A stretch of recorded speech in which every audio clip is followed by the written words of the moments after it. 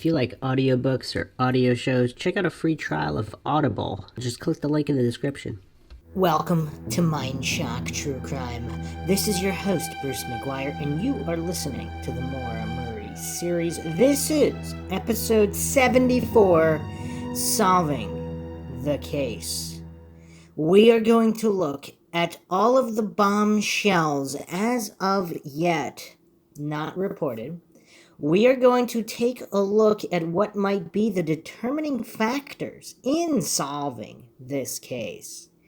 And not simply relying on law enforcement, because there's a gigantic stack of cold cases out there, Maura Murray's being one of them, where people just laid back and hallucinated that law enforcement are always 100% competent and are 100% non-corrupt, and cases will never go unsolved, and that seems to be problematic for people who want resolution. So we'll be examining a lot of different variables in typical Mindshock fashion with logic and reason at the forefront. So all the coincidence theorists, narrative steerers, the Dunning-Kruger crowd, this is your trigger warning. No doubt, of course, that won't stop them from commenting. As always, if you enjoy the podcast, find it interesting, you can support Mindshock, donate to our PayPal, just check the link in the description. Make sure you subscribe to the channel, hit the bell for notifications, like and share this podcast, Twitter, Facebook, Reddit, Patreon. Patrons do get priority for case topic logical analysis, co-podcaster requests. Could also be a guest on the podcast depending on your tier. Questions, comments, theories, thoughts, suggestions, rebuttals, debunkings of any kind, leave them in the comment section. Again, it would be preferable if you actually, for the people responding and commenting or so-called debunking information put out in this podcast, at least make sure you understand the information being presented and have at least a basic children's level grasp of English comprehension, logic, critical thinking, just the basics. In this day and age, it seems too much to ask for, and my ongoing experiment, I think I get more Dunning-Kruger comments when I make the disclaimer than when I don't, but we will continue to analyze and monitor results as such. Okay, so first of all, let's look at the information regarding the remains found at Loon Mountain. So, for whatever reason, there was a lot of posters and commentators talking about how this unidentified remains news was different than all the other unidentified remains found in the past years, which of course turned out not to be Maura Murray, but for whatever reason there was a lot of hoopla being made around these particular remains at Loon Mountain, as if it was not necessarily definitely Maura, but as if there was a high chance that it was Maura. And I don't know where people hallucinated that high chance from. I'm assuming it was just simply that there was the Loon Mountain 3 rumor, which we've gone over on Mindshock many times. You can go back to the episodes. Police apparently even sat down with individuals at Loon Mountain, various different suspects. There's two groups of people that could have been the Loon Mountain 3, interchangeable. People get confused. There were the G brothers, possibly a cousin. Then there was another set of brothers and or family members with either a friend or another cousin. And supposedly police have interviewed these individuals. Again, that was simply what was reported. So I'm guessing that because there happened to be a Loon Mountain theory, people thought remains found on Loon Mountain would be Maura's. But that is so counterintuitive, because why would, if you work somewhere, would you bury the remains where you work, making yourself look guilty? So really, the only way they could have been her remains is if somebody was trying to frame the Loon Mountain 3 by burying her at Loon Mountain. And then, of course, there's the problematic issues with how hard the ground is in the wintertime in New Hampshire. So that's a difficult job unless the remains were moved. But either way, some commentators just kept going on and on about how this is different, and then this is probably her, or this really could be her, it could really be at this time. Of course, skepticism is the logical position, as always. So let me read this article from the Patriot Ledger. November 10th, 2021, bone fragments found in New Hampshire are not Maura Murray's, family confirms. By Jessica Trufant. Human bone fragments found near Loon Mountain are not remains of Hanson native Maura Murray, her sister said Wednesday. My heart is heavy upon learning that these remains do not belong to my little sister, Julie Murray said in a statement.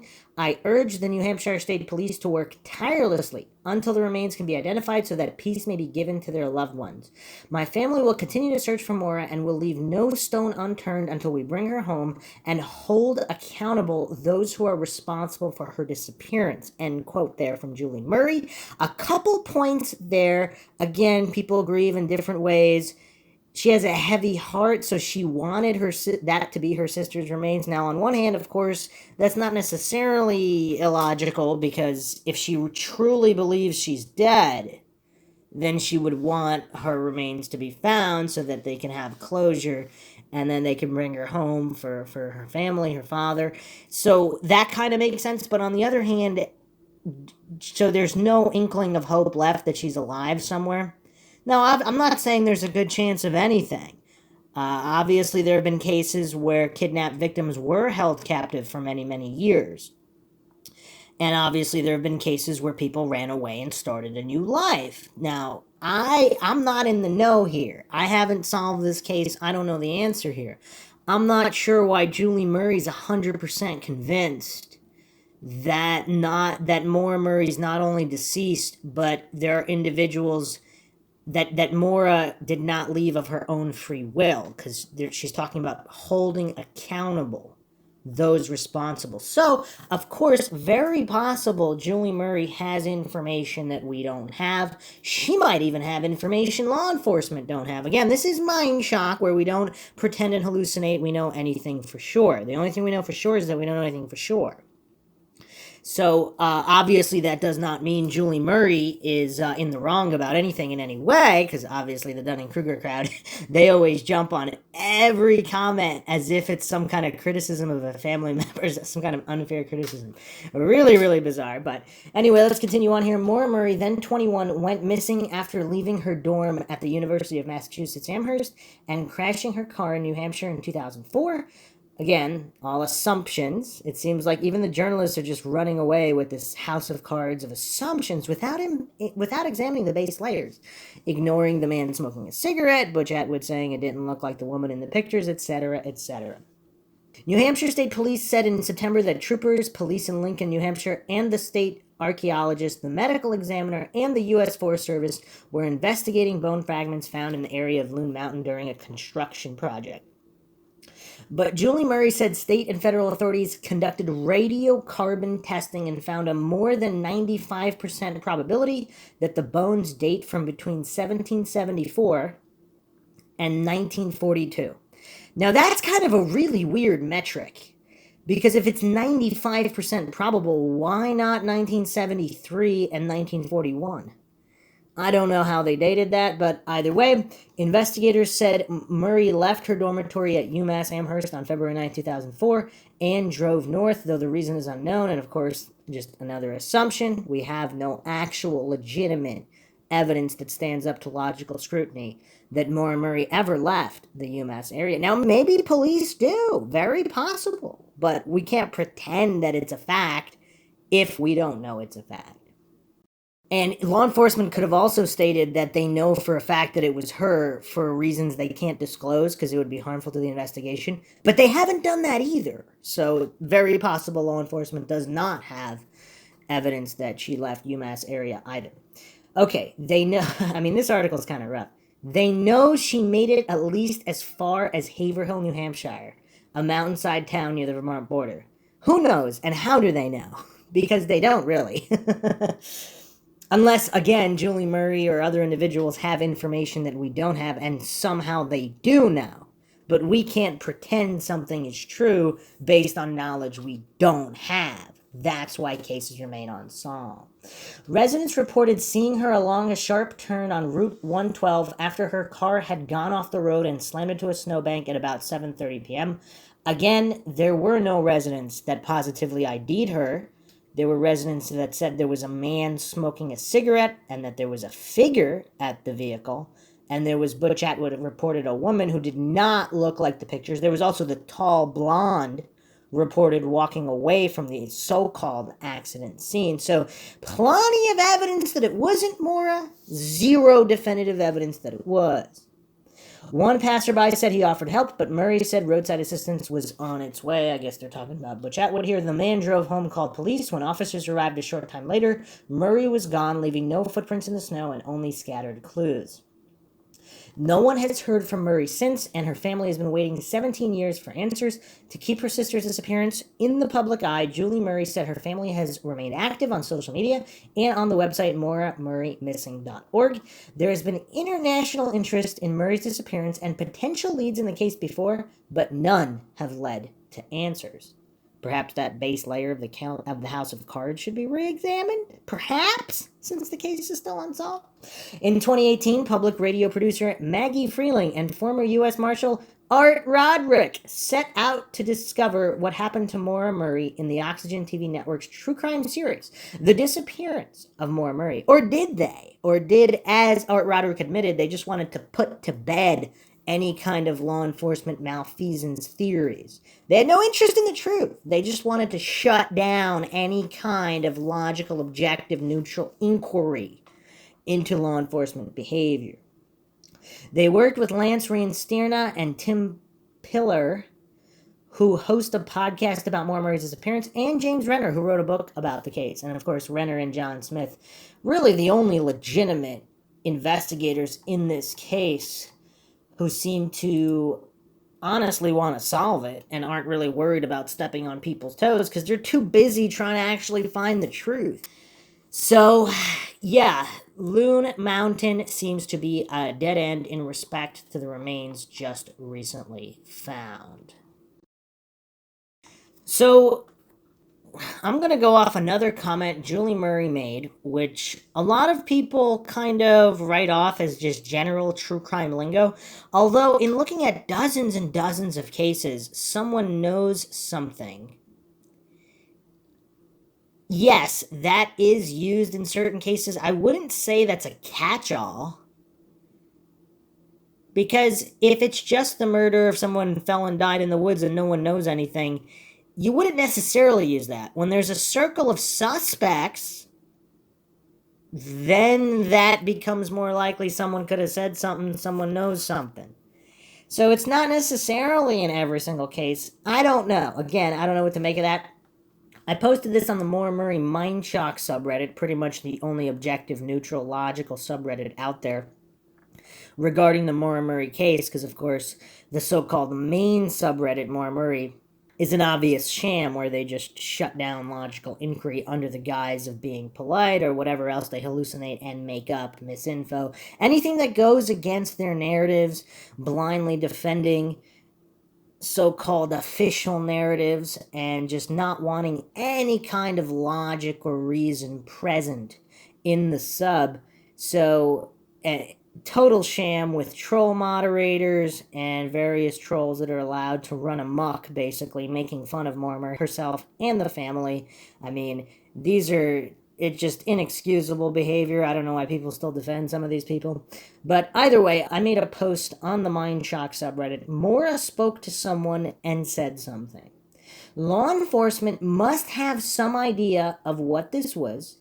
What else would explain law enforcement's bizarre behavior? If this was on social media or through a text message, perhaps it was not even Maura Murray who said something. But whatever the something was, set in motion a bizarre series of events. When this something is revealed, perhaps it will connect the dots. Is one of the dots a CI undercover FBI situation, not necessarily directly to do with Maura Murray, but perhaps some kind of overlap with someone she knew or was with?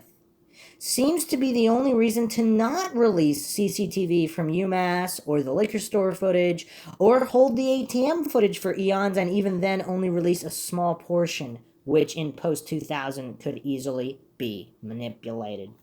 Now, something we haven't talked about extensively is, of course, Maura Murray's social media. MySpace, AOL Instant Messenger.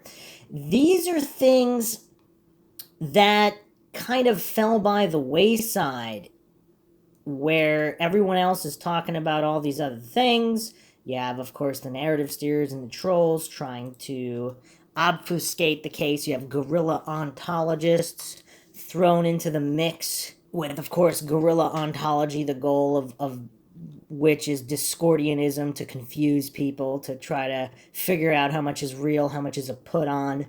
I mean, just so much bizarre antics around the case. But let's examine the AOL connection. So James Renner actually did a post about this as well, October 12th, 2021, last month. Who was Maura communicating with via AOL? In August, Julie Murray released some new information just before the finding of the remains in New Hampshire that I think kind of got lost in all the reporting, and it may be important in light of what I learned at CrimeCon UK. According to Julie, she recently met with New Hampshire police who showed her redacted AOL instant messages between Maura Murray and a young man. Here's how Julie addressed it. Quote, "This person and Maura were West Point classmates and became friends, keeping in contact when she transferred to UMass. This individual was also perhaps the last person to communicate with Maura before she disappeared, although law enforcement did not confirm this." End quote. Julie was able to contact this person who could not recall the context of the conversation after so many years. Skip forward to CrimeCon, which took place in London a couple weeks ago, where I learned of an unpublished interview conducted between the captain of the True Crime Garage podcast and none other than Bill Rausch, where Rausch mentions being questioned by police about a man communicating with Maura via AOL when he got to New Hampshire after Maura disappeared, but he claimed to not know much more about that. Murray family advocate Aaron Larkin, aka the guerrilla ontologist, has told people that among Maura's things, she discovered a piece of writing that contained the credit card number and birth date of a man Maura was communicating with online, presumably the same man Julie spoke with earlier this year. Larkin was planning to befriend this man in an effort to get him talking or something, according to a source she spoke with. It's unclear if the police were made aware of the credit card info. Maura, as we know, used at least one other person's credit card number and name to order food at college. I will dispute that last part. Maura Murray apparently admitted to doing it, whether so under duress or coercion, by a sting operation over a 2-digit credit card charge, coincidentally the same day when a report was made over the 2-digit charge, and there were mugshots in the dorm room. I don't know how people hallucinate. That's not strange, and that's not weird in any way. Again, they're not able to name a single other case where that has ever happened, and yet it's not weird in this case. I mean, the level of mental gymnastics the Steers and the Dunning-Kruger crowd go through to try to explain away these bizarre oddities is just absolutely extraordinary. You don't see this in other cases. But the point here is it possible this other individual just so happens to be a friend of Bill Rausch? Is this the friend everybody was talking about earlier that we've been over in previous episodes?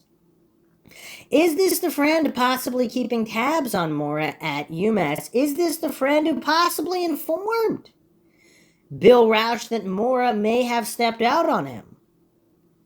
Or is this friend involved in something else, possibly a CI situation? Is this possibly where his whereabouts? I mean, you would think they would have confirmed his whereabouts, but apparently law enforcement did not talk to this guy. It's unclear when law enforcement became aware of him, because by the time Julie talked to him, I mean, it's just absolutely astonishing. So let's look at the post here on MauraMurrayMissing.org. This was posted August 18th, 2021. And this is from Julie Murray. In a meeting with law enforcement, I was shown the username and redacted instant messages from an unknown person who was in contact with Maura in the days leading up to her disappearance. Law enforcement Asked if I recognized the instant messenger username, but I did not. However, I did some basic internet searches and was able to identify them. I reached out in hopes they may remember something, anything. Well, I finally received a reply back. This person and Maura were West Point classmates and became friends, keeping in contact when she transferred to UMass. This individual was also perhaps the last person to communicate with Maura before she disappeared, although law enforcement did not confirm. I was very disappointed to learn that neither law enforcement nor anyone else had ever reached out to them. Now, okay, obviously we have Hanlon's razor. Don't mistake for malice what can easily be explained with stupidity, but is this level of incompetence, is this really just a bridge too far?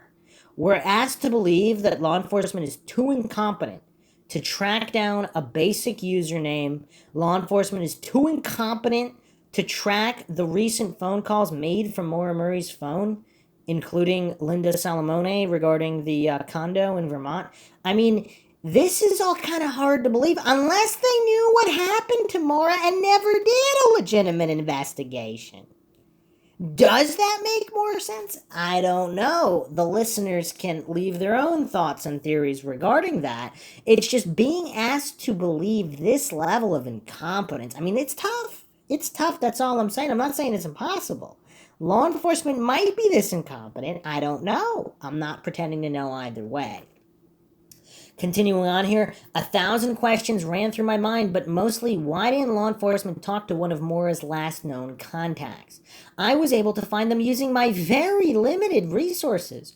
Google and alumni network mainly. They were willing to answer questions and truly wanted to help, but unfortunately they just couldn't remember the context of their conversation some 17 years later. Or said they couldn't. One thing they did clear up was the identity of a person in a photo with Maura that I have been trying to identify for years. The person confirmed it was them. I asked if they still had their computer hard drive from back then, but they had gotten rid of it several years ago. My heart sank as I realized my hopes were shattered yet again. Or they just said they got rid of it.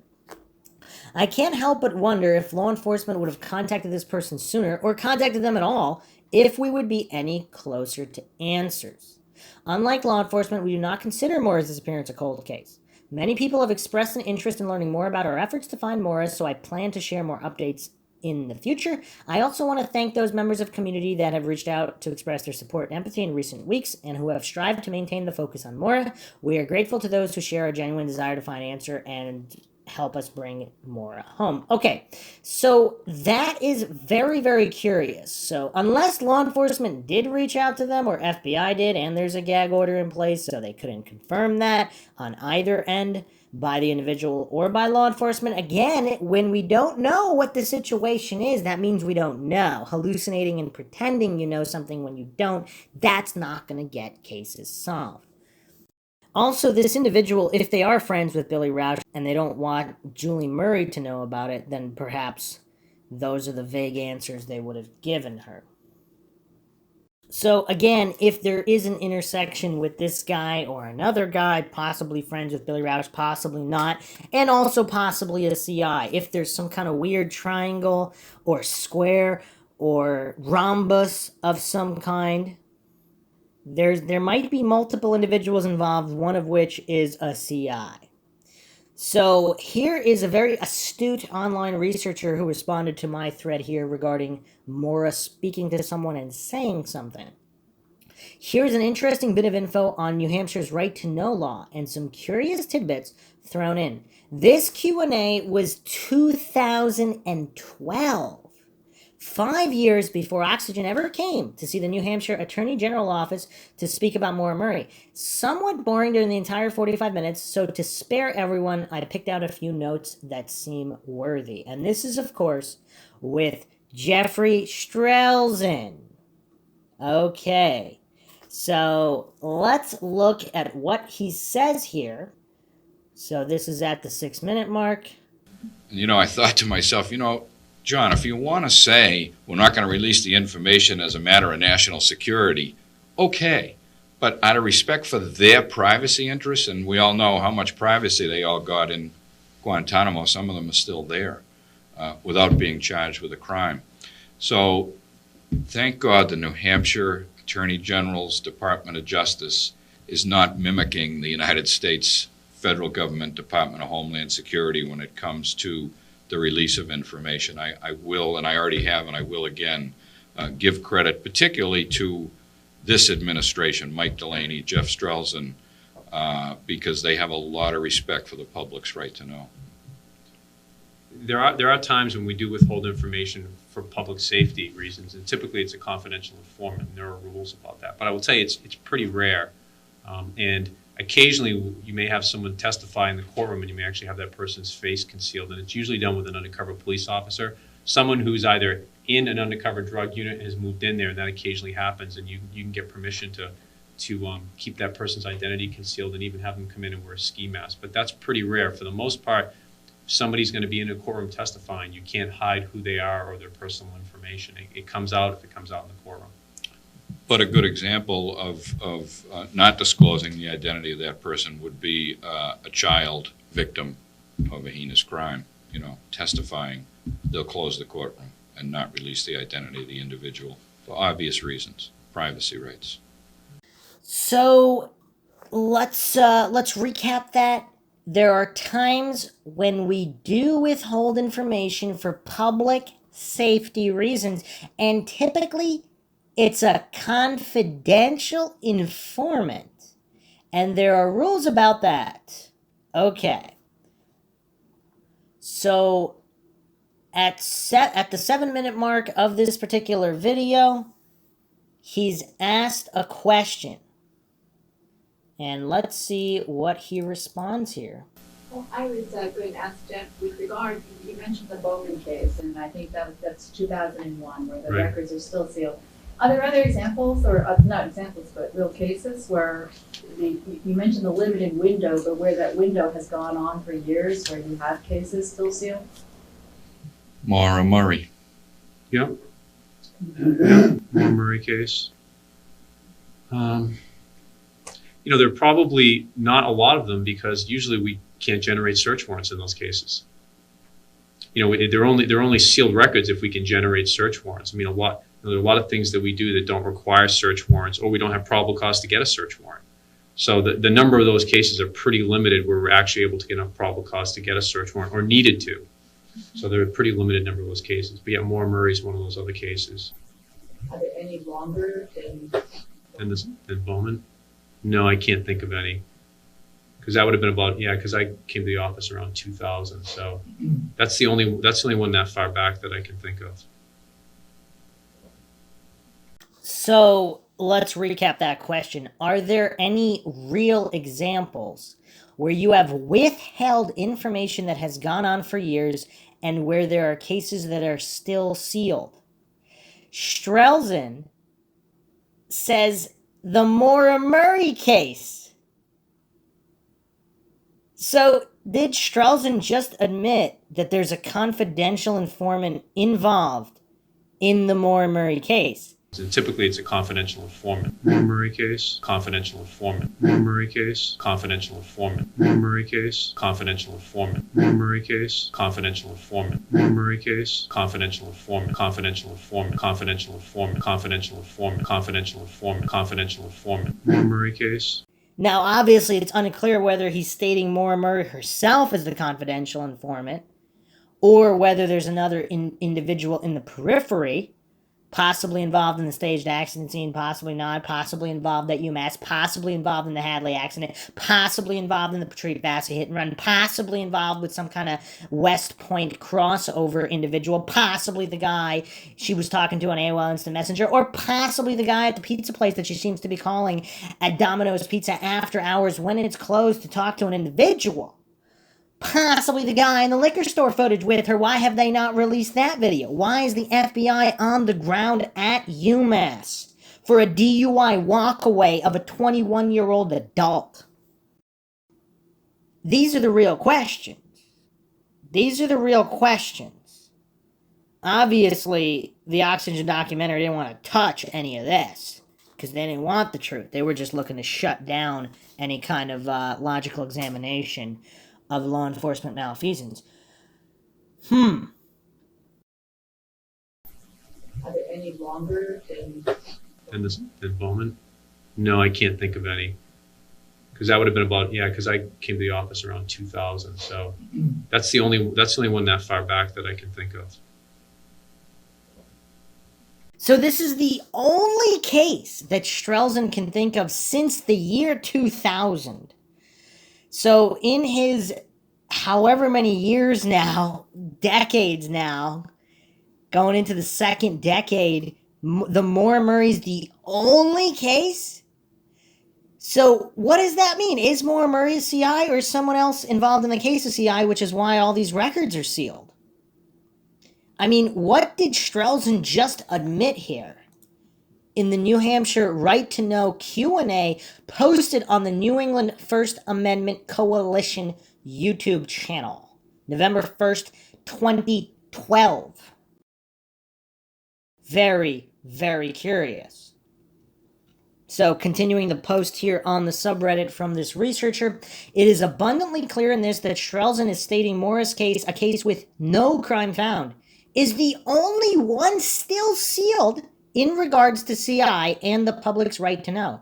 It is literally why Fred's lawsuit against New Hampshire had multiple times of in-camera review with the judge, and Fred lost retrieving all the info. No one can state why an abandoned car and a missing possible DWI college student has all the files sealed forever. One answer, someone involved is or was a CI for some law enforcement department in New Hampshire or Massachusetts. They are by law to protect that information from the public.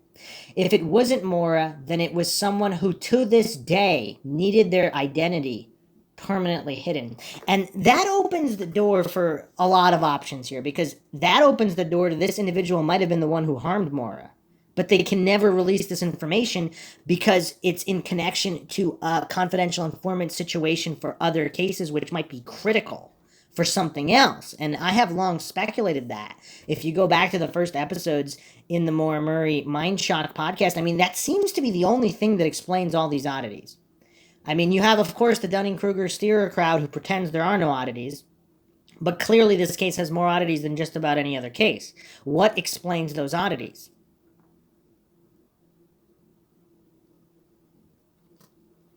Another post here.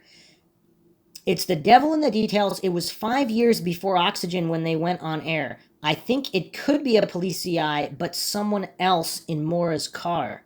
The earlier cop before Cecil picked them up to remain unidentified once the car slid out, unless it was a planned, staged accident previously thought of.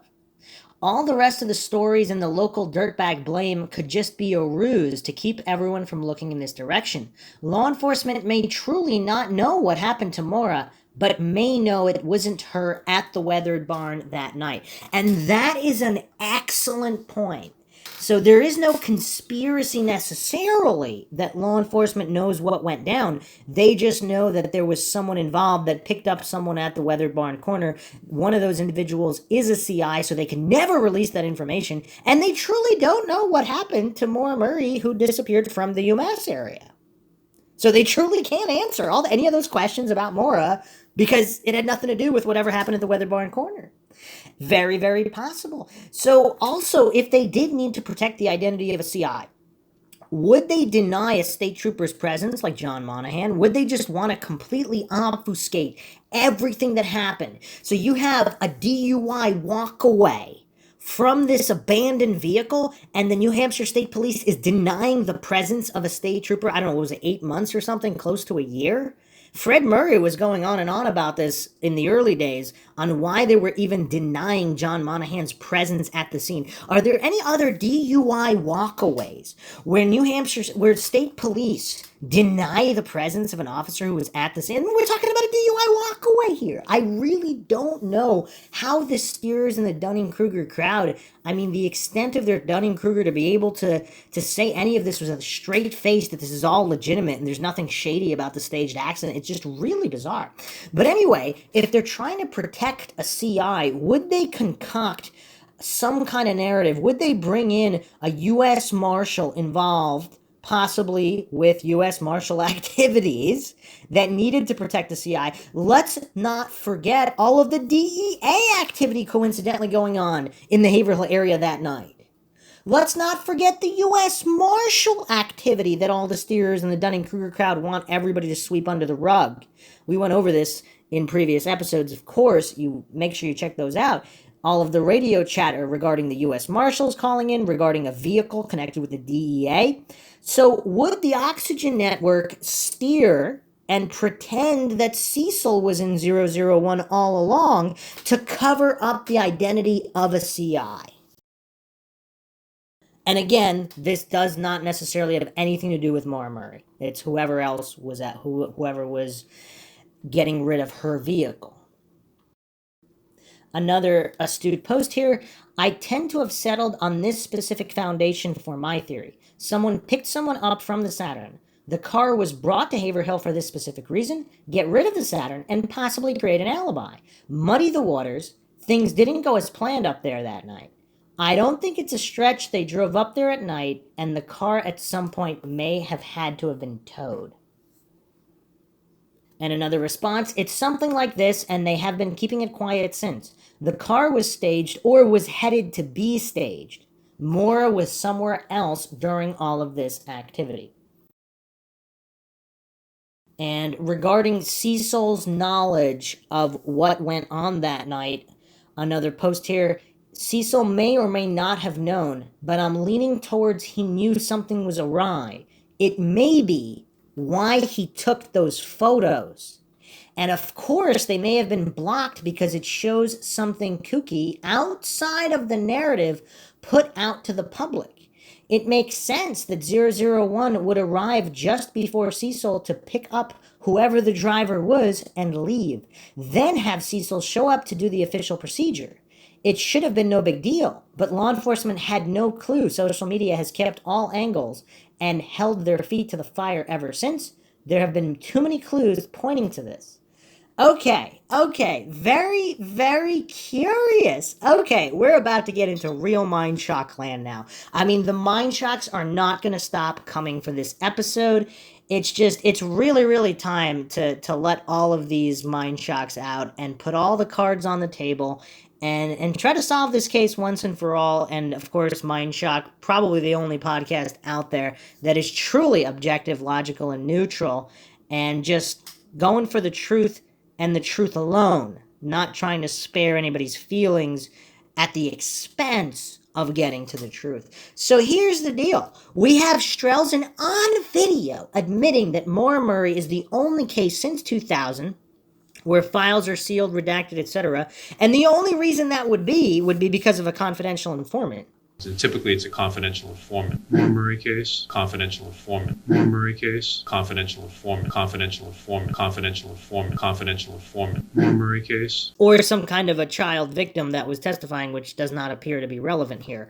So it's a CI admitted by Strelzin. So if it wasn't a CI involved, does that mean everything would have been released, including these photos of an innocuous DUI walk-away? And again, it is strange. Why would a police officer randomly take photos of a DUI walk-away? Is that procedure in 2004 in this tiny little hamlet of Haverhill, New Hampshire? So that also leads credence to my theory that Cecil Smith might have been the good guy here.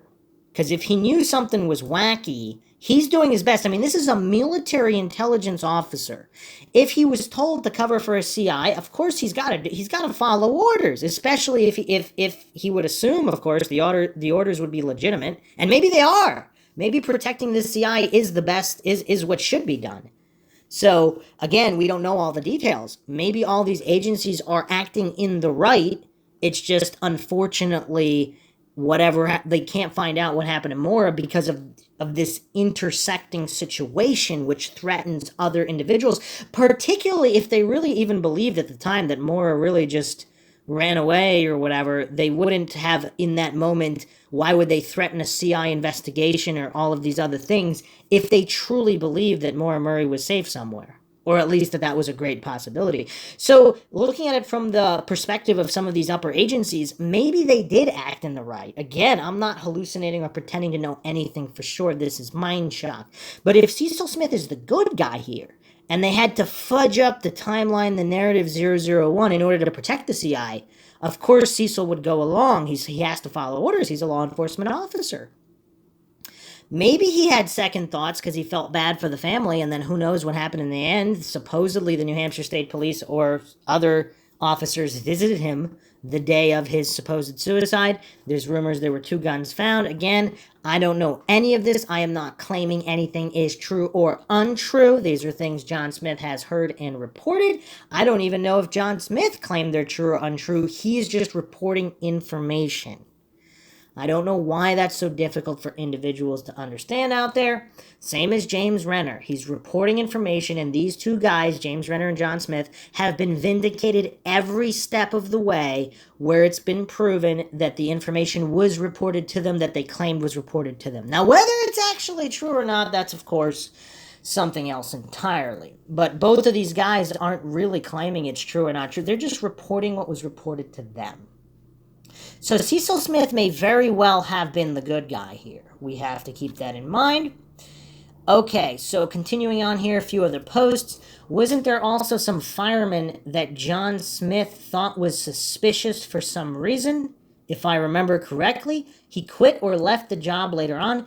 Can you remind me what was that all about? And the response here, on the fire crew roster for that evening was a young man named W among 9 or 10 people. John contacted him and he had moved away but denied being there on February 9, 2004. Either he lied or someone forged his name.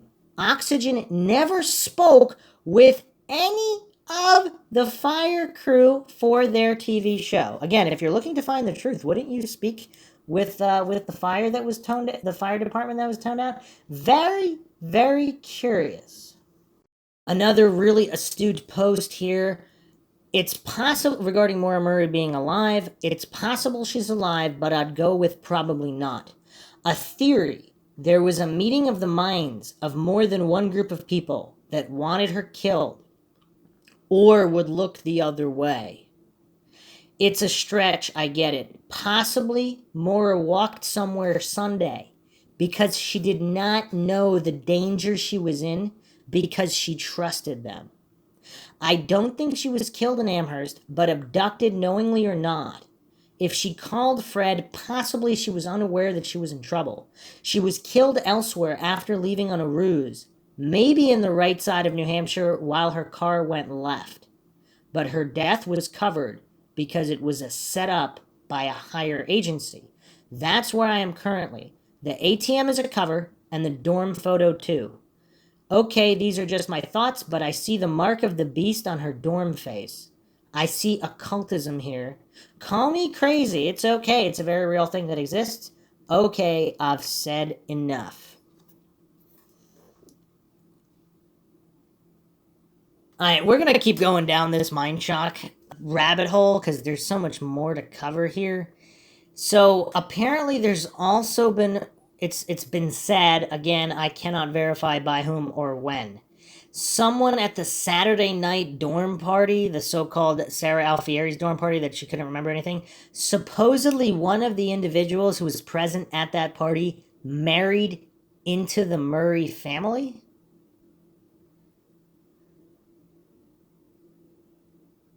So people are questioning this. Was it an Alfieri that married into the Murray family?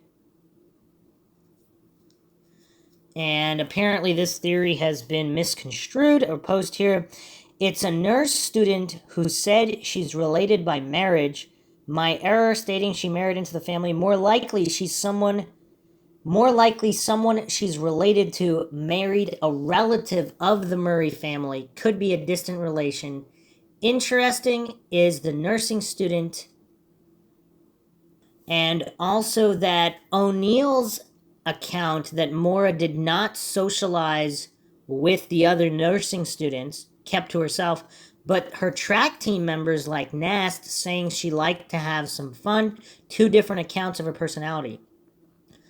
Also, Nast says she's not seen Maura in JR's book and thought she was hurt or sick. Haas distanced himself too. Nast says college sports is like a cult. So we have Maura Murray calling two track members on Saturday Eve. Who believes the cult did not get together to party that night? It should have been easy for Nast to know what was going on with Maura Murray by simply asking Kate. Story not adding up. I mean, it is curious though, because again, with other cases, you have one or two weird avenues maybe. Here in the Maura Murray case, there's really nothing that's not a weird avenue. Like wherever you look, there's inconsistencies and oddities. More conversation here. Do you think someone helped her disappear to get her away from something dangerous and wanted it to appear like a possible abduction? Do you have any ideas what that could be? Responses here. I don't really know what to think anymore. It could be any of the stuff already mentioned, like letting drugs on campus through the pizza deliveries. Whether she was doing it intentionally or was duped. It could have been the CI possibility. Could have been raped by a high-level official at West Point, though any other cadet raping her would also have a good reason. And there are other equally viable reasons, including kidnapping a future-born Roush, which would also be considered criminal. I think the Catatonia and Hadley accident could have been part of the plan to make her seem distraught and suicidal. I think the Saturday night party could have been to plan her disappearance. She confided in Haas that she wanted to disappear. Maura Murray's favorite movie, Bottleneck, was about this. I think is it Bottle Rocket? Was about disappearing. Megan said something similar about Maura Murray being able to pull off a disappearance if she wanted to. Sharon Roush hinted that Maura Murray ran away. Law enforcement seemed to think she disappeared. She seems to have given the death in the family excuse to buy time. I also was thinking recently that maybe Maura may have at one time wanted to come back and make her presence known to her family. However, something Pat Brown said rang a bell with me. It was about Maura fearing confrontations. This can be very intimidating. I'm assuming they mean Pat Brown, the psychic. Can be very intimidating to some. Imagine her reading about and seeing on the news all the trouble she put people through. Someone timid like her might be too afraid to come back after realizing the mess she created. She might think it would be best to have people think she's dead than take the big step and admit she screwed up big time. She might be terrified of her family's reactions.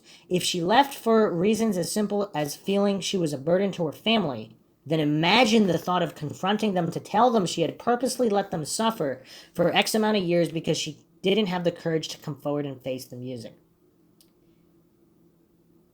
Huh. That is curious, because everybody reacts to things different ways. And then also, what was the extent of the damage in the Hadley accident to Maura Murray herself? Is it possible she could have had some kind of brain injury? Another response here. I still feel that if the family knew she was living somewhere in the world, they would just disappear and pull back from the media and let it slowly slide away. But this isn't the case. They constantly keep feeding people to continue searching for her and doing media updates, etc. If she is alive, it seems the family has no clue. It's also interesting that Sharon Roush put out a message to Maura as though she was still alive out there 1.5 years later, when the Murrays clearly thought Maura had died somehow. Two separate ideas between the Roushes and the Murrays. Another response here. There was a comment in Renner's book from Cecil, the responding officer, about Billy Roush, who was currently enrolled in the Army at the time. Cecil said that it was all Billy Roush's fault why she would be up there in that area in the first place, and he used crass language about Billy Roush. A bit odd, maybe, because Cecil was 20 years Army intel, and may have wondered why Billy Roush came to New Hampshire as soon as possible over a DWI walkaway. Sharon kept on sending cryptic messages in public to Maura for years about coming back, which seemed very off because the Murrays basically feel someone abducted and killed Maura. Which is also curious because, again, Fred describes Billy as the salt of the earth, etc. On all faces, it seems like there's not really that much conflict between Murray's family and the Roushes, and yet everything they do is night and day.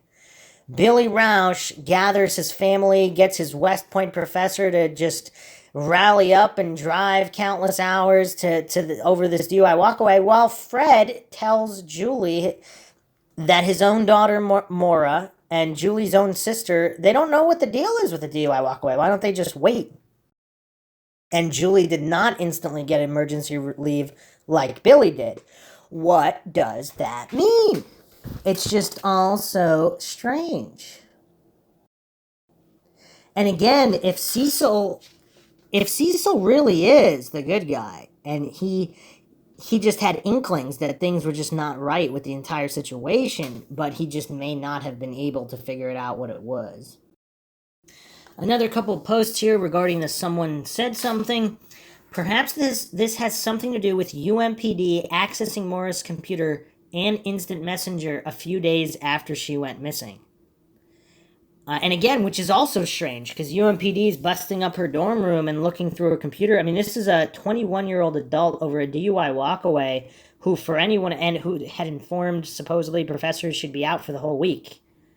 So she takes a vacation and they bust down her dorm room. I mean, it's really weird, but anyway, continuing on here. I recall Julie saying something about AOL Instant Messenger being almost a main form of communication between them at the time. So is AOL Instant Messenger Maura Murray's main form of communication? And of course, we also still have text messages on the cell phone, which we don't know anything about that. Instant Messenger was pretty prominent back in the early 2000s. Maybe law enforcement was aware of someone Maura was communicating with via instant message. Other responses here. If you were a college student from 2000 to 2006 at least, you were using AOL Instant Messenger. Big as Snapchat, Instagram, Twitter, texting, or Facebook Messenger is now. Mostly because several of those modes of communication didn't exist back then or were in their infancy. There was a setting to keep a log of all chats, which were saved as .htm files, basically in a text format to your hard drive. And it's also curious, because again, with the Echelon Spy satellite system in big use in the early 90s, and of course NSA's surveillance of everything, what coincidence theorists and authority-worshipping cultists who just had blind faith in the idiot box for many decades that denied all of this surveillance, now, of course, even goofs suffering from the most extreme Dunning-Kruger still probably know that everything is recorded, and it always was. So, are there backup servers somewhere that would have all of these text messages? I mean, it's hard to think that there aren't. Just, again, knowing what the information that exists now, post-Snowden, it's just difficult that they're not out there. Now, of course, getting all the warrants and everything, especially if there's a CI involved. If there's a CI involved, as Strelzin has said, there would be a total shutdown of information. And typically, it's a confidential informant. Maura Murray case, confidential informant. Maura Murray case, confidential informant. Confidential informant. Confidential informant. Confidential informant. Maura Murray case. Although it's curious, because if Maura is not the CI, wouldn't they be able to release Maura's communication with other non-CIs? But if Maura herself was the CI, then they wouldn't be able to release anything at all. Or are they just erring on the side of caution because they're not 100% sure how many aliases that the CI she was communicating with had? I mean, who knows? I don't know. Okay, other posts here, right on the answer. I have said this from the moment I started researching this case. She was communicating with some guy through AOL Instant Messenger. It's the only thing that makes sense to me. She never showed. He figured he was stood up, then kept quiet when he found out she went missing. On another note, I was in New Hampshire this past weekend with family. Of course, I asked about this case.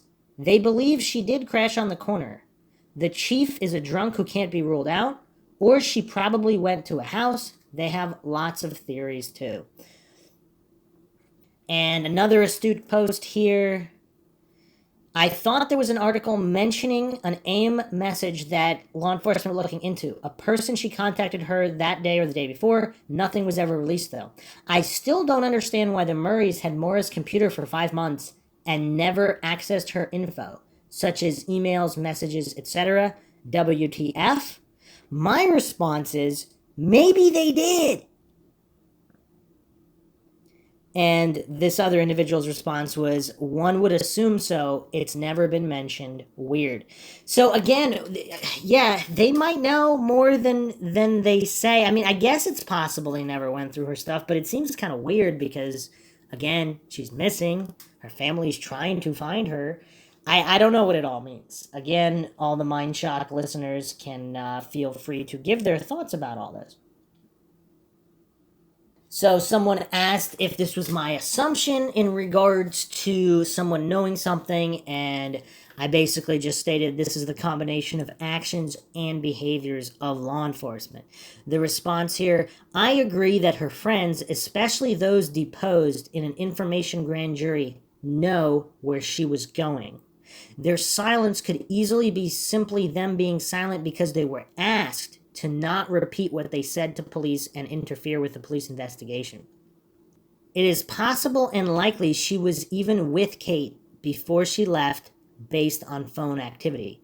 It would be illogical to believe, based on what we know, that Maura would not have told at least Kate her plans. Kate and Maura shared multiple personal sensitive issues with each other. It would be illogical to believe the day she left she would not tell Kate her plans. There is a number of things we can possibly consider if this is true. Number one, her travel could have something to do with family. It would explain their silence to the family and perceived lies to them. This also brings even further questions if her friends did know as to how involved Erin Larkin was. To this day, one of my biggest questions I would like answered is why during the first searches, multiple people in the search party claimed Kathleen started saying that her and her husband were part of why she came up there when her husband cut her off and dragged her away. John Smith has tried to get her to elaborate, and she acts like she never said it. I just cannot rationalize some things away when combined with other information we do have.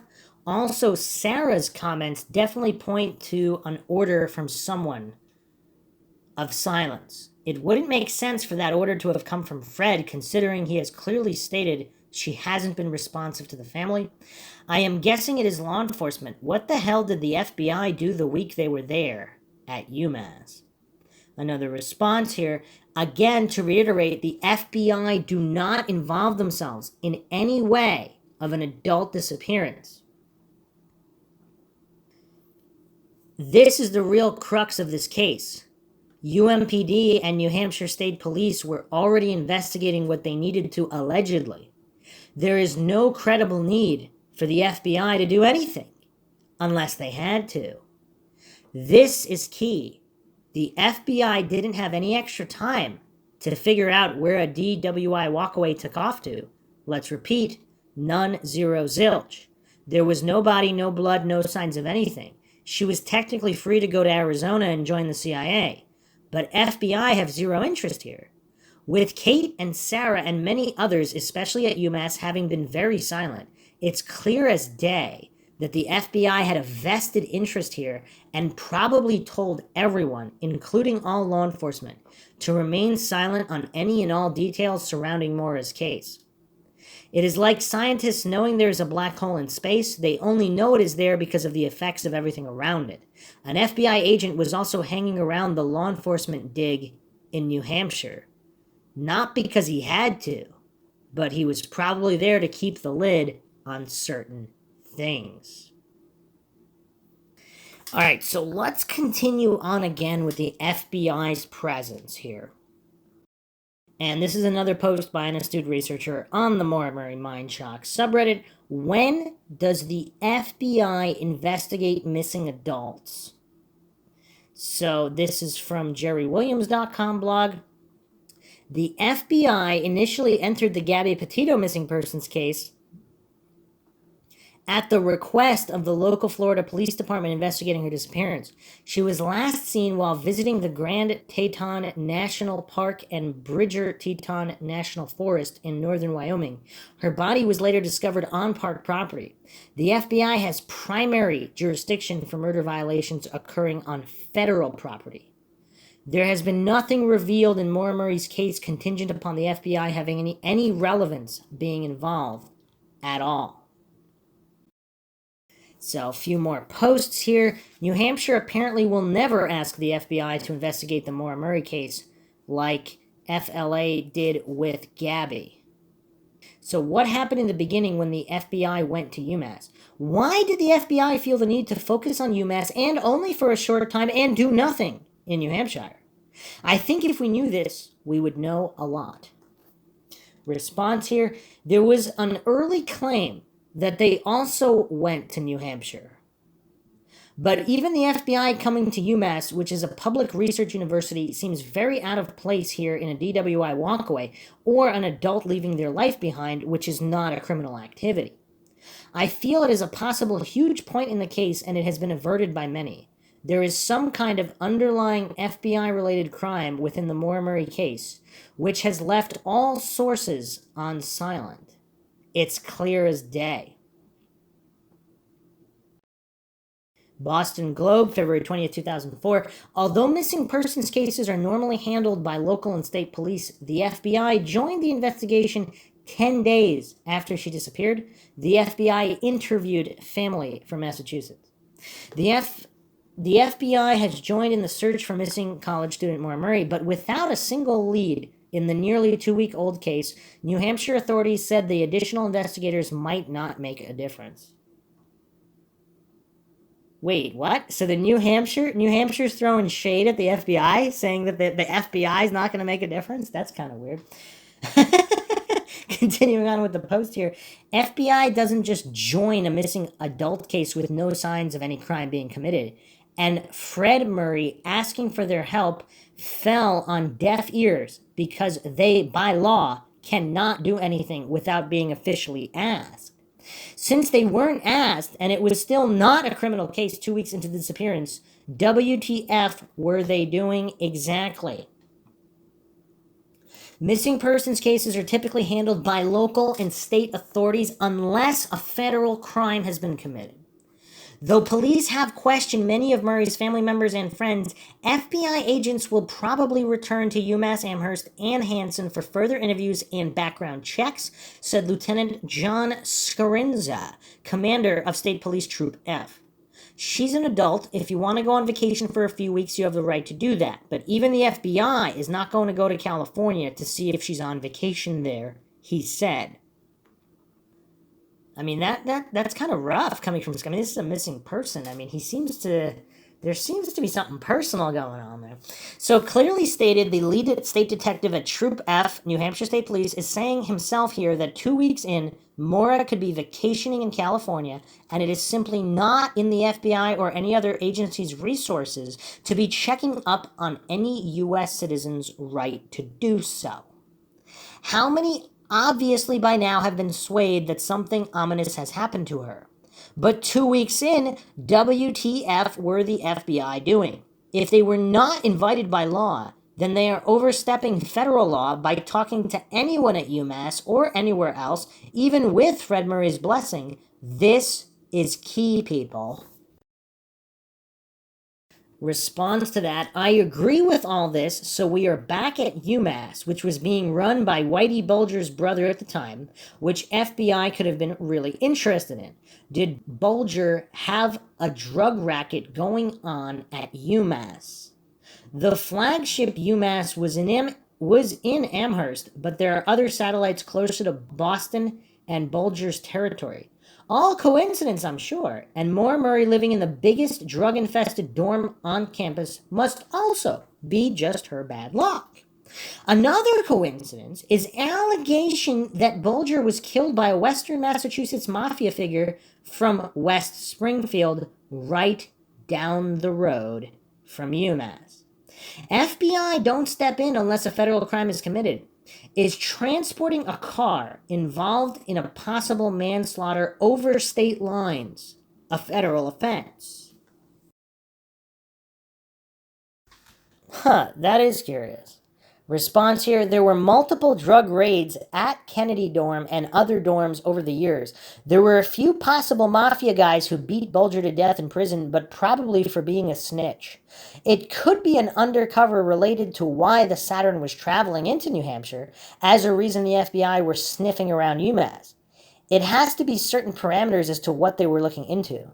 I still feel the secrecy around everything is related to the car and Maura as two separate events, and law enforcement realizes this is a possibility. There was no positive ID of Maura at the car. Probably the FBI had some knowledge that this was the case. Or perhaps the people at the FBI have enough brains to understand that a man smoking a cigarette is not a positive ID of Maura Murray. FBI may have also been really interested in what was in the trunk of the Saturn. Someone needed to get in that trunk before leaving the scene. Maybe it was 20 pounds of heroin. Wow, that's curious, especially with the DEA vehicle in the area and the U.S. Marshal interest. I mean, that is very, very curious. Then all of a sudden the FBI are at UMass. Coincidence theorists, of course, will disregard all of that information.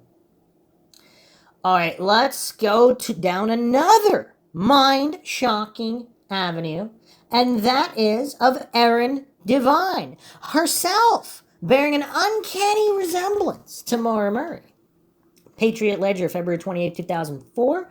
Erin Devine, a George Washington University student and a high school classmate of Maura Murray's, said she is doing what she can from Washington, D.C. I haven't lost hope. I've been working with a criminal psychology professor. We talked about it all day during class today, and we're trying to do something about it. I called the police up there and even the U.S. Embassy in Canada, Devine said. New Hampshire State Police and FBI agents in Massachusetts are now focusing on Murray's reason for leaving school. This is from Patriot Ledger, February 28, 2004. Let me read that again. New Hampshire State Police and FBI agents in Massachusetts are now focusing on Murray's reason for leaving school. So, a post here, WTF is a former high school classmate doing calling another country's embassy looking for a DWI walkaway? Or even an adult who wanted to get away. She's been working with a criminal psychology professor. There is no FBI agency in the entire U.S. who would go on about looking for a college student who hadn't returned in a few weeks to school. Zero. Unprecedented. Another post, such a bizarre quote from that article. What would give this friend at GWU in D.C. the idea that Maura crossed into Canada? Also, who told the Patriot Ledger to get in touch with Erin Devine? Or did Erin Devine reach out to the Patriot Ledger herself, calling the U.S. Embassy in Canada? WTF indeed. Another response, I can totally see a classmate or high school student wondering or wanting to help, but this one gets involved with her own professor to search the Canadian police and embassy. Sounded like Maura needed political asylum. And wow, that is a theory we have not discussed. Wow. I mean, what is the extent of mind-shocking theories we're going to discuss here? Maura Murray looking for political asylum in Canada, and then, of course, there's all those Sherbrooke sightings in Canada as well. I mean, this is kind of bizarre. This is kind of bizarre. On a few different levels. I mean, it is really weird. It's really weird. Also, look at all the classmates and her UMass classmates who never even went up to search for her in New Hampshire. And supposedly her high school classmates did. It's just, that's kind of weird. Very, very weird. Or did the FBI scare them that much? But did the FBI not talk to the high school classmates? Was there no gag order for the high school classmates? And they, of course, were featured in the Oxygen documentary, as well as other documentaries. Another post, this Erin Devine looks similar to Maura. In her yearbook, she mentions Maura a few times and hanging out together. She was also on winter and spring track like Maura, and mentions a Shaw's. A Shaw's bag was found in the Saturn, and loving Boston.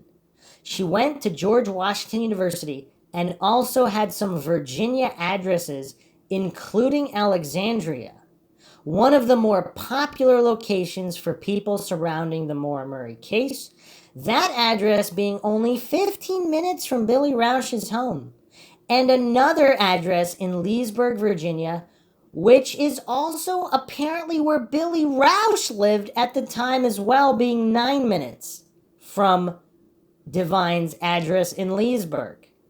What are the chances? I mean, that is curious. So Erin Divine's high school yearbook reads this, her clubs, and then growing up with MSKP, chillin' with EKACLJKG MM CMLD. So MM is, of course, Maura Murray. Goo Goo Dolls with everyone. Tent at 3 a.m. with MM. Shaw's.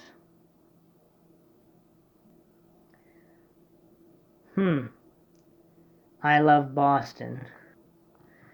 What else is curious? One of Maura Murray's other friends, Liz Druniak, I believe she was considered the ringleader of their gaggle of girlfriends. And she looks uncanny close to Maura Murray as well. Same eyebrows, similar facial structure and everything. Maura Murray really does look like a lot of her friends. Curious. I mean, just made that much more curious by Butch Atwood saying that whoever was in the car did not look like the pictures of Maura Murray. Now, regarding the housing situation, again, it could be nothing, but she just happens to live in the D.C. area, just someone else to add to the D.C. circle. And again, this is not pointing at her being the good guy or the bad guy. She could very well be the good guy with insider knowledge, just like these individuals. I mean, Bill Roush could be the good guy here. Aaron Larkin could be the good guy here. We really don't know any of this information. We're just examining all these seemingly endless coincidences. So Erin Divine happened to live 15 minutes from Bill Roush when they lived in Alexandria, Virginia, and then they both happened to move to Leesburg in the same time period, which is only 9 minutes apart. See, one of those being a coincidence, I mean, you could write that off, right? But now both? See, that's a little curious. It's like no matter where Erin Divine lives, Billy Roush is 9 to 15 minutes nearby. I mean, I don't know. I really don't know. She went to George Washington University. She's calling embassies. I don't know. It's just really weird. Really, really weird. And a few other posters here discussing why the Canadian embassy and not other embassies in other countries. It's one thing to think that's a possibility as a friend for whatever reason, but a totally different aspect when you're quoted in a newspaper a few weeks after your friend goes missing saying, I called the police up there and even the U.S. Embassy in Canada. Another poster stating this. Hi, Canadian police. I had a friend who was a DWI walkaway in New Hampshire. Did she arrive there in your country recently? Thanks. Hi, Canadian Embassy. My criminal psych professor and myself are in a D.C. college, and we're asking if my high school friend asked for political asylum recently. Thanks. I mean, I'm assuming those are not how the conversations went down, but I don't know. Now, regarding Fred Murray dismissing things, because he dismissed that she was in Canada, a poster wrote this, sometimes I think Fred dismisses things too easily, like the man smoking a cigarette. Maura could easily have met someone who has a link to Canada without him knowing about it. She could have met tons of people at West Point or UMass that he doesn't know about, especially guys. Another post, it was quite strange that Fred and the family totally dismissed the narrative of Faith mentioning a man smoking a cigarette on the scene. Why didn't any believe right then and there that a man had taken her and the car, or stole the car and disposed of Maura? That's what I would have thought.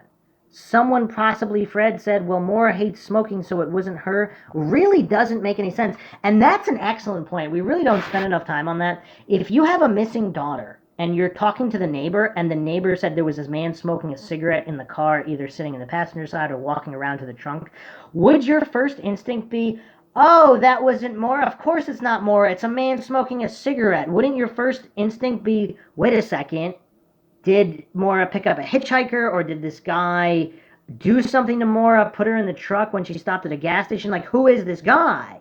Why would you just hallucinate the guy's not real and a figment of the imagination of the person who spotted the guy, or that they mistook a manly figure smoking a cigarette for the womanly figure of Maura Murray? Again, Maura Murray in high school from a distance wearing a hat. I mean, maybe you could say that could have been a gender neutral figure, but UMass Maura, February 2004, I mean, she doesn't really look like a man in any way from a distance or not. I mean, would you immediately think that that was a man? You might not be able to tell either way from a distance in the dark, but would you automatically assume it was a man? I mean, it's just really curious, and Fred's reaction is curious, as if he told Faith what she saw.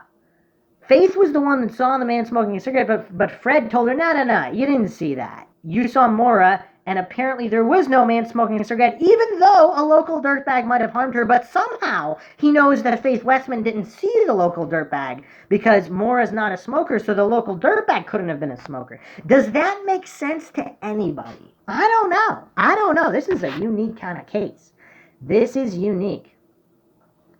I posted this. Fred does not seem like a dumb or gullible man. Just look at how he went after the state in the New Hampshire lawsuit. What does that leave? So what I'm insinuating here is that Fred Murray is spinning a narrative for a particular reason. I don't know what that reason is. But again, it seems kind of strange. Wouldn't he be wanting to know more details about this man smoking a cigarette? If a man smoking a cigarette was seen near the vehicle of his daughter, would the assumption not be that either A, this man possibly harmed Maura, or B, he didn't harm Maura, but he might know where she is since he's around her car and he's the last person spotted around her car? And then, of course, if we combine that with the transcript regarding Butch Atwood's comment that he hit a pine tree, regarding the driver because the story about Maura Murray came out later. So, and of course, Butch Atwood also stated she didn't look like the pictures. So, you combine all these multiple points of reference. If you haven't checked out the Mindshock episode, multiple points of reference, you have multiple points of reference to there being some kind of male at the scene, or at least not Maura, because then you also have the report of the tall blonde walking away from the scene. So another response here, that's a good point about Fred and the local dirtbag theory. Why wouldn't the local dirtbag have grabbed Maura 20 minutes earlier, disposed of her, and stolen her car? Wouldn't that uphold his theory? Instead, it's Maura 100% at the car, and she ran down the road with zero support for that idea. Westman's clearly stated that no one went west past their home, etc. I still don't get why Fred called Bill Rausch unless it was just to see if he knew anything about what was going on. But for Bill Rausch to say, I'll be there tomorrow on a flight, I think Fred would say, well, Maura has been upset before, and she will turn up in a day or two, so don't get leave for this until we know more, which is obviously what he told Julie. Although it is strange that the Murrays have never publicly addressed the 001-002 issue, the man smoking, or Billy Rausch and family friends, the Rausch posse, the Rausch McDonald posse, coming out so quickly, all hush-hush. And that's a good point, too, just the fact that they don't address all these multiple elephants in the room. It's really weird. Fred Murray also said this, quote, my initial thought is still what I think.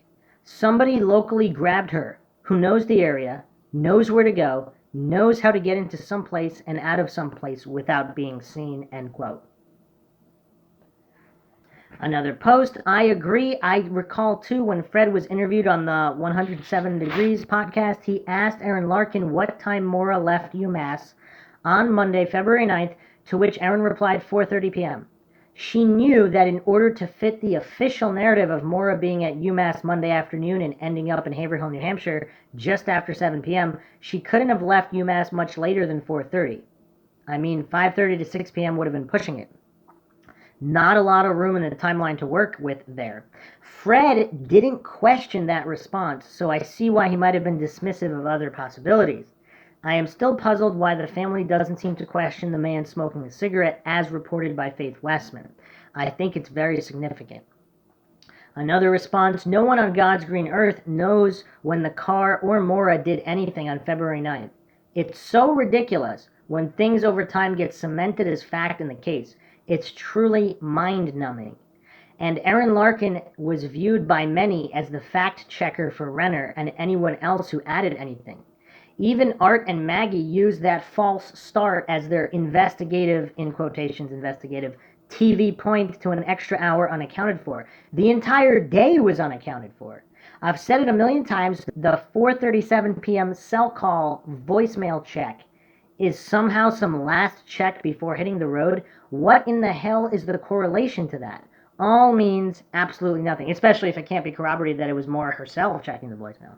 It seems many people keep inventing things or just can't imagine any other situation beyond the assumed narrative.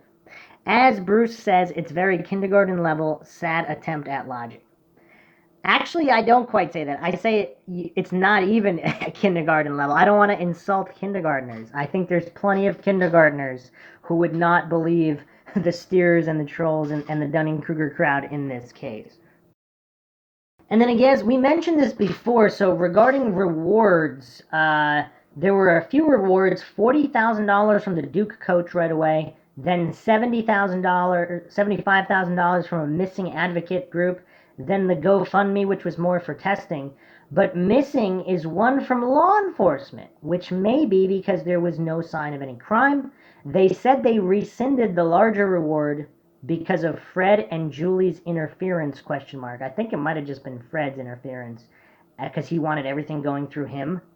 So, which is also curious, because what does that mean exactly? Does that mean he suspects law enforcement is involved somehow, and that they wouldn't give him information? Or does he just suspect law enforcement is incompetent and would keep the information from him just because, not because they're involved in something nefarious?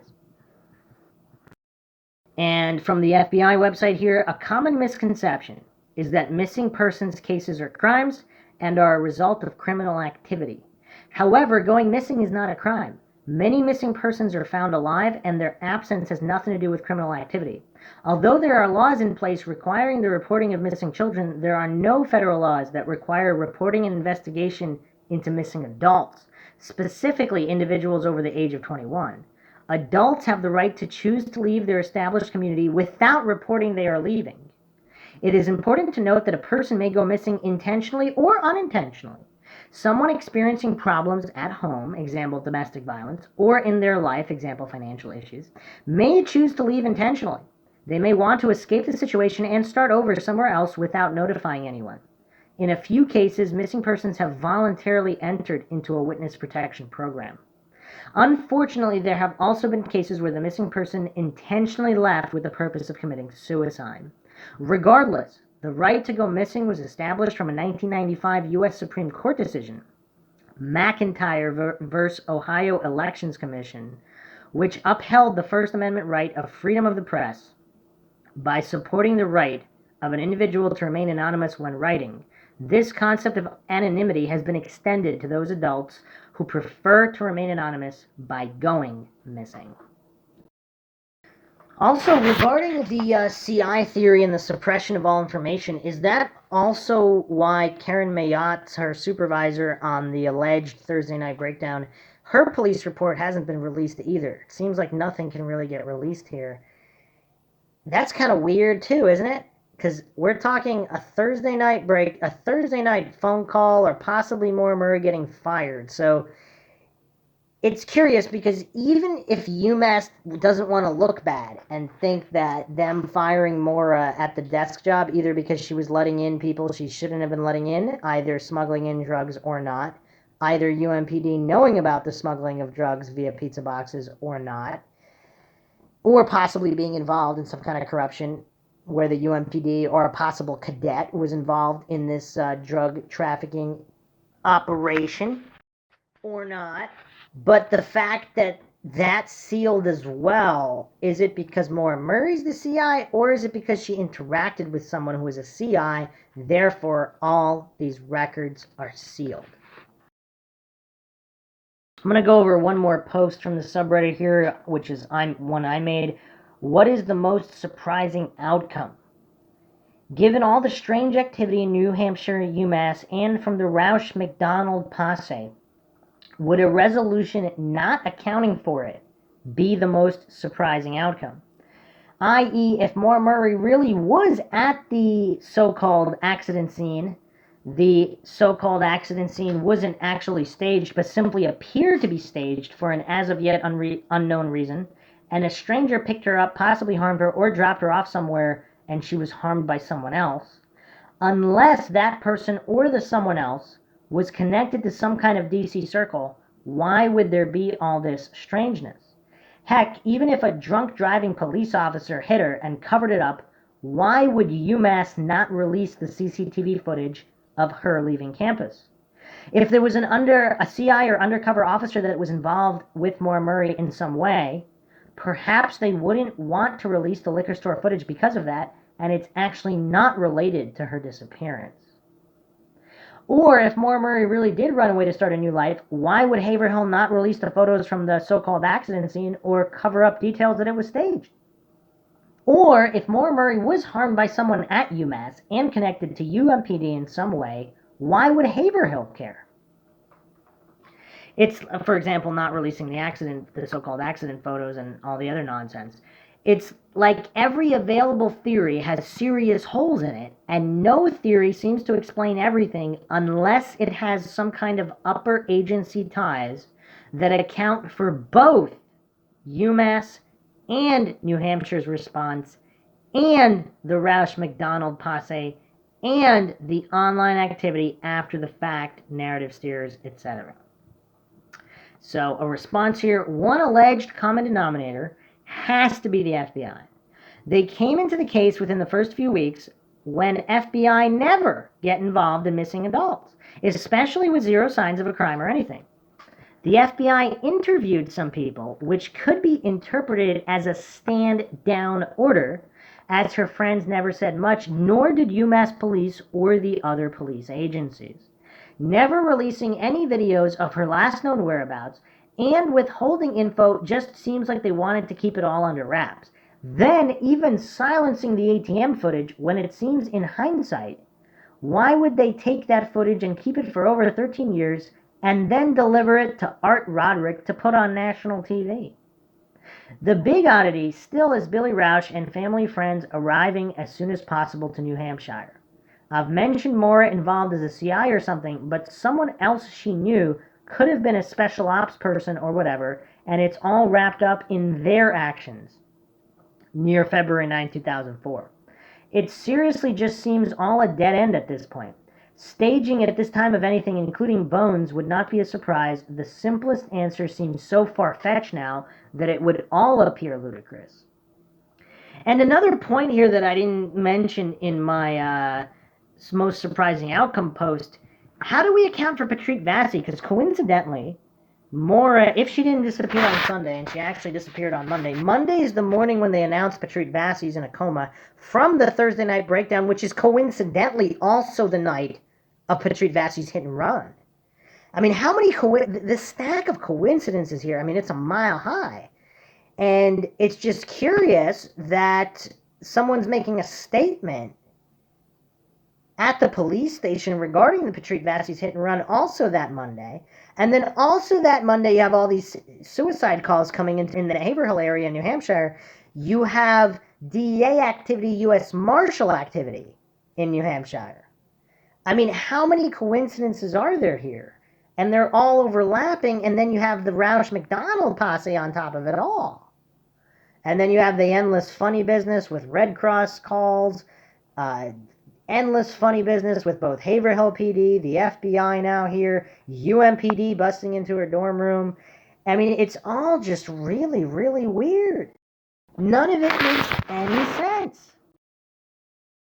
I made a response to the other comment here. I suppose even a lot of non-narrative steers simply can't handle that something like this could happen, so it's easy to dismiss all the critical thinkers as crazy conspiracy theorists in order to not honestly and objectively review all of the information. Another response, great points. Yes, every which way you look, there's an oddity that seems covered. We aren't getting the full story. I suspect this goes back to the credit card fraud. She got tied into something and was in deep. I think the Vassy theory makes a good theory, but I don't think law enforcement would cover that much of it if it was something she did, like hit someone. Unless he was hit purposely and she was harmed. Also the strangeness of the Saturday before. And that's curious because supposedly where Patrick Vassy lived was where there were off-campus parties, possibly the site of which, if the Saturday night dorm room party wasn't just at the dorm, party hopping is quite popular in college, particularly Zoomass, where there are a lot of parties. Coincidence. And of course we have the Patrick Vassy's landlord being connected to these salvage auto places that Maura Murray's phone happened to call. I mean, there's just so many curiosities, the Iranian connections. It's just really, really weird. None of it seems to make any sense. Supposedly, Helena Murray or someone connected with Helena Murray even tried to rent an apartment where Patrick Vassy lived, or that possible party location apartment. It's all very, very coincidental. How many other missing persons cases do you see this? It's just really weird. How many other missing persons cases does someone get busted for a 2-digit credit card charge, which might have possibly just been someone who got mad at Maura or set her up? For example, let's say there's a pass-around credit card. Maura uses it, the owner of the card doesn't like Maura, or maybe it was a pass-around card, but she doesn't like Maura and she didn't know that Maura would use it, so she didn't care if other people on the floor used it, but then Maura used it, so she reported it. Or she didn't want her card used, but someone told Maura that it was a pass-around card, so Maura thought it was a pass-around card and used it. Or she didn't even use it and she was covering for someone else. Again, we don't know any of this information, and yet there's a sting operation. How much did that cost? Over a 2-digit credit card charge. I mean, this is also mind-shocking. But the oddities really seem to go back there, if not all the way to UMass, all the way to West Point, and the reasons why she left West Point. So it seems like to just write off all of these as mere coincidence. I mean, it's kind of crazy. I mean, maybe they are mere coincidence. But the case is as of yet unsolved, so we have to at least consider the possibility that they're not mere coincidence. Another post here, I don't think it's much of a stretch to think she might have been caught up in something that could have appeared to be inconsequential on the surface, but ran deep. I mean, Amherst PD ran a sting op on her on the UMass campus over some petty credit card theft food delivery. And of all times, the exact night the UMass student went to Amherst PD to report the unauthorized charges, and of course the dorm room mugshot that followed. Strange. I'd love to know if this happened while Maura was working for UMPD at the security desk, or if she got the job after. No way UMPD was not aware of this incident. Another post here, I'm wondering if it was Maura who reported the credit card theft. I know it sounds strange, but maybe they were onto her before that. She got questioned and they agreed to do a fake sting op. Maybe they were really trying to go after the bigger planner and did this to throw off the operation. One big setup after the next.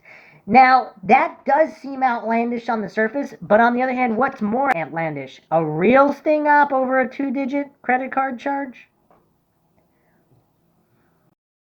Another response here, yes, who's to say Maura wasn't set up? If she really was using the credit card number, who's to say she was the only one using it? Maybe she was the only one for whatever reason that got busted. And regarding a fake sting, I like this possibility. A run-through that didn't seem like a big deal at the time, but it trapped her.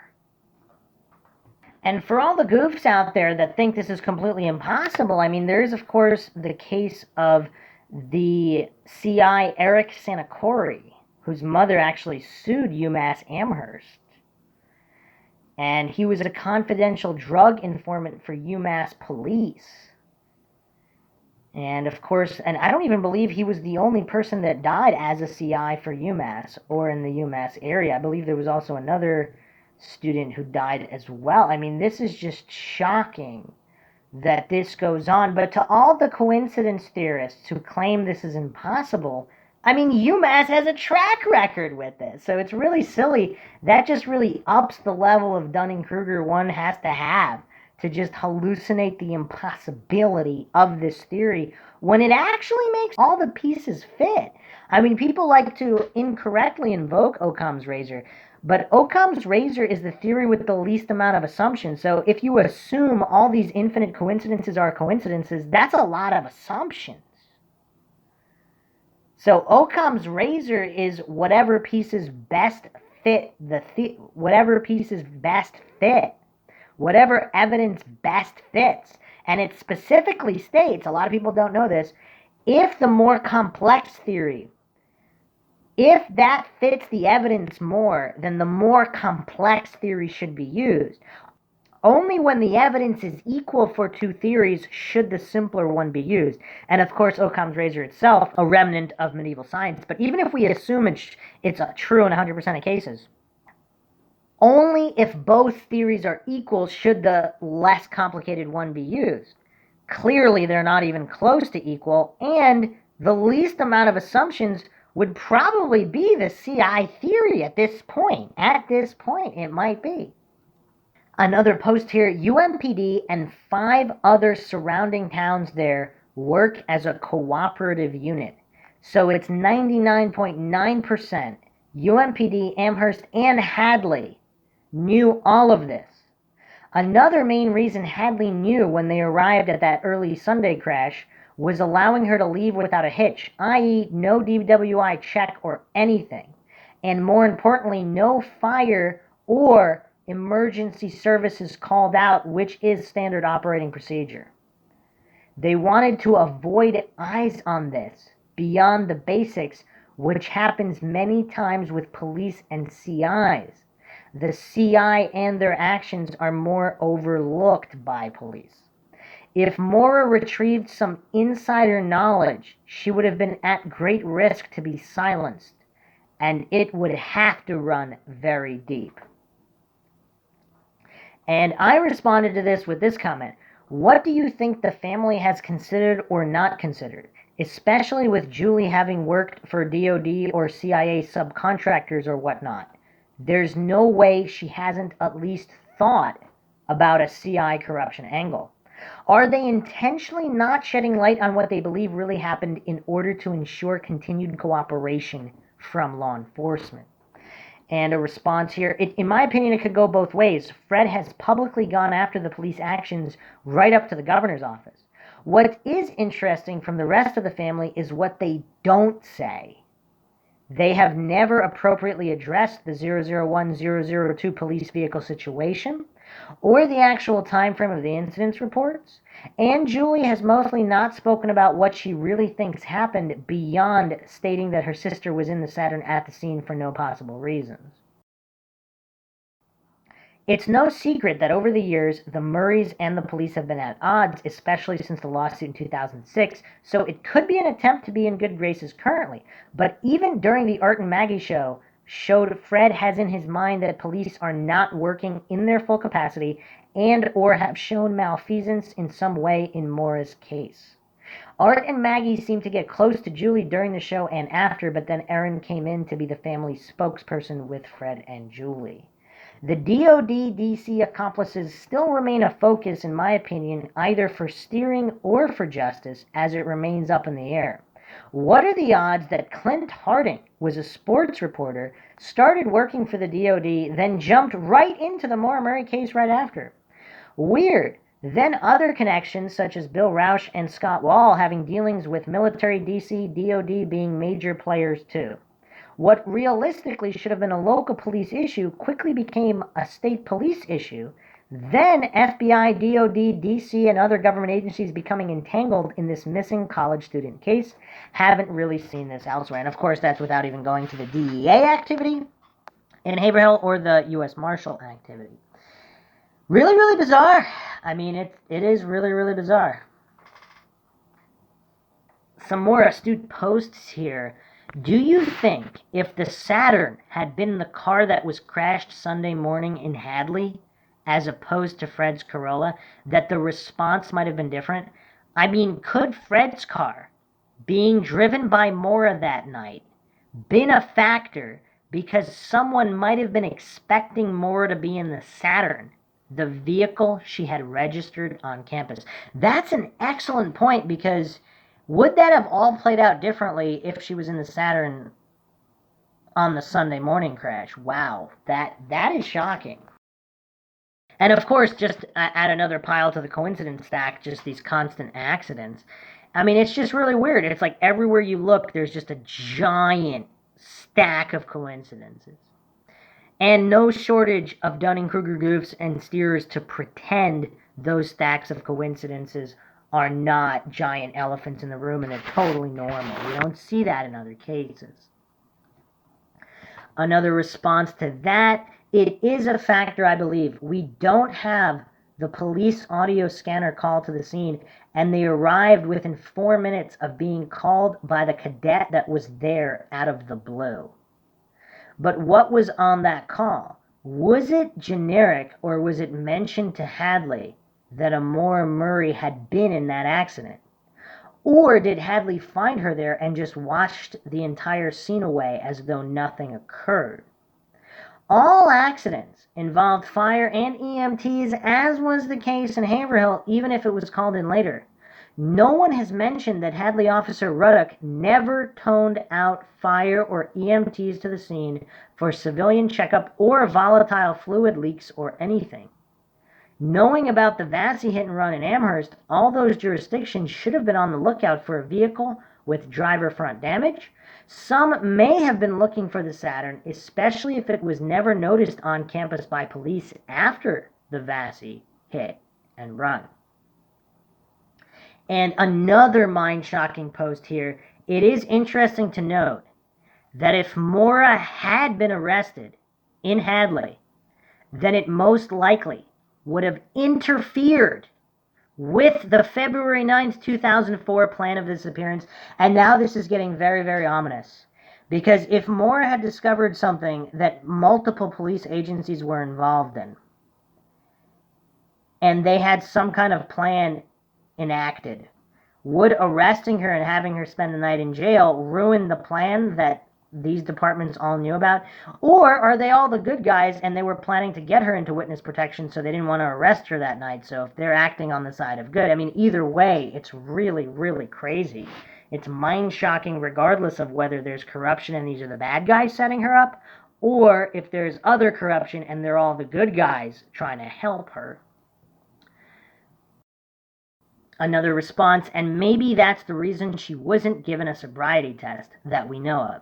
You'd think if a 21-year-old college student suddenly wrecked a vehicle head into a T intersection, a clearly marked T intersection, at 3:30 a.m. on the weekend not far from campus, it would have DWI written all over it to law enforcement. Yet it appears that law enforcement cleared the scene and let Maura get a ride to a hotel rather than back to UMass with the tow driver. No sobriety test, no medical evaluation. Even if she wasn't arrested, could you imagine if EMS wanted her to go to the hospital for a medical evaluation and she had to stay overnight until Fred got there? That could have interfered with Monday, February 9th as well. Even Fred, in his statement to UMPD, seems to indicate she might have had some sort of injury. Quote, she went into the dorm, sort of slumped her way in, end quote. And of course, it's kind of impossible to know whether she was injured or she was just really tired, because she doesn't get a lot of sleep, all these jobs, nursing programs, so obviously it'd be hard to tell. Either way, perhaps just letting her leave the scene was a way to make sure that February 9th happened. And another response, very curious to the role of the cadet on the scene. It was a UMPD cadet. They most definitely would have known Maura as a security desk person on campus. No one really knows exactly when this incident occurred, only when it was called in at 3:34 a.m., with Hadley arriving very quickly to the scene 4 minutes per the report. If this was a friend trying to help a friend who had a few drinks and was in an accident, they may have acted differently. or were concerned for her to call ASAP to Hadley and gave them info to arrive quickly to the scene? Was Maura in grave danger right then? Why would the cadet remain anonymous, especially knowing she vanished a day later? Did Maura not want to alarm Fred over any of this before he could get any info? If Maura had gone to seek medical attention, would it have shown any head trauma? Was Hadley instructed to not interfere? Was Officer Ruddock turning a blind eye, knowing something big may be going down soon? Why was he so silent afterwards? I mean, this opens the door to so many possibilities. If someone ran her off the road and was trying to kill her, and the cadet was the good guy, and he was there, and he kind of stumbled upon the scene, and he wanted Ruddock or whoever, the police, to get there as soon as possible, and the other party either got spooked or they noticed that the cadet was stumbling upon the scene before they could finish the job. Obviously, this is right out of a crazy movie, but we don't know what happened and what would explain all of these actions in silence after the fact.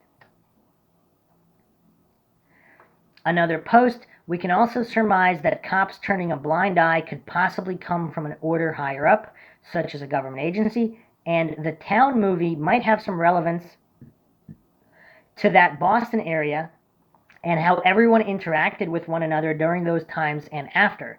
Things are not 100% safe if an FBI agent was under the rule of mobster Whitey Bulger. Having regular beat cops under the same type of influence in small towns can't be totally ruled out either, just because some think it's conspiracy nonsense.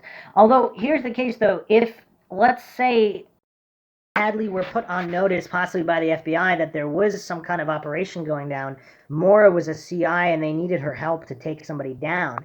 So it's not that the officers were in some conspiracy against Maura, they were just playing their role for the FBI to make sure that Maura could do a meetup or whatever was necessary for whatever to go down. So it's not necessarily that the officers themselves were the bad guys. They could have been the good guys, and they were just doing what the FBI said. And if this FBI op went bad, they might want to make sure nobody found out about it. I mean, how bad would that make the FBI look, UMass look, especially with the entire Eric Sinakori situation? And this was later, obviously, October 2013, but apparently the program started around 2004, 2003, 2002, something around there. I went over it in previous episodes. Some other posts here. Karen Mayotte apparently said that she knew Maura for about 6 months. And so that it would be interesting to know if Maura had just started the security desk job in November of 2003 or shortly after the credit card bust. Either way, I would assume UMPD would have been aware of what happened, whether as one of their own, I'll bet under the umbrella of UMPD at the time, or when Maura might have applied for the job, or maybe part of the bust was suggesting Maura then work for UMPD.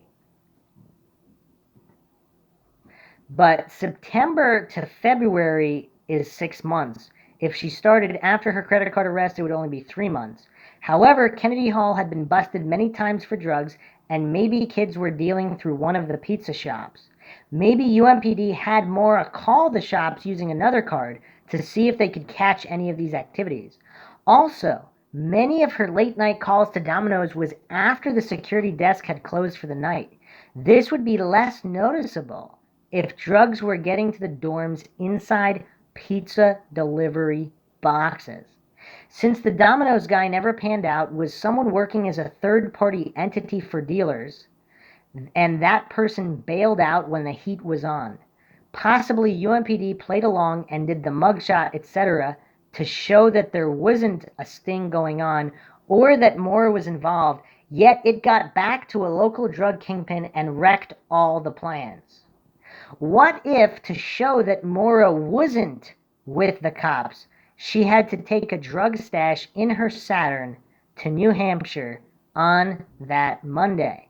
If she refused at the last minute, she was silenced, and someone else drove the car to New Hampshire anyways to meet someone. Law enforcement are quiet as they don't want to admit to an undercover sting, and had no evidence to catch whoever was behind it all. It remains all silent still, just spitballing. Wow. All I can say is wow. But would it not make more sense for this to be a fake sting up? Because if Maura was compromised and they wanted to show that this was all innocent and they weren't trying to get somebody for the drug connection, then they would do the mugshot. They would make it look like Maura got in trouble. She would have her little court case, go in front of the judge, get probation or whatever. And that would make it look like she was not working with the police. Doesn't that make more sense, looking at it all? Again, I'm not saying anything is true or untrue, but this is just also mind-shocking. Also, that phone call to the desk line, if that was someone telling her she was compromised, was that a warning? Was it a threat? Or was it simply the instructions that Saturn would have, or I don't know, she would have to deliver drugs, maybe they were upping her role. It's all very, very suspect. If there was some insider in UMPD, or Amherst, or Hadley, whatever, and they found out that Maura was an informant, and they blew the whistle on her, did she suspect that this would happen? And Kate and Sarah know about it, and maybe they told the FBI, and then the FBI told them they can never talk about it. So, I mean, and this opens the door for a lot of things. Maybe Maura Murray really was trying to run away to start a new life. She just wasn't able to do it. And U.S. Marshals, of course, work with WITSEC and Witness Protection Program. Again, I don't know. All coincidental, possibly. According to the coincidence theorists, it's all coincidental. Another response here, there has to be some connection to Billy Roush in some way. I can't believe his whole entourage dropping everything to run to New Hampshire just because he's an expletive boyfriend.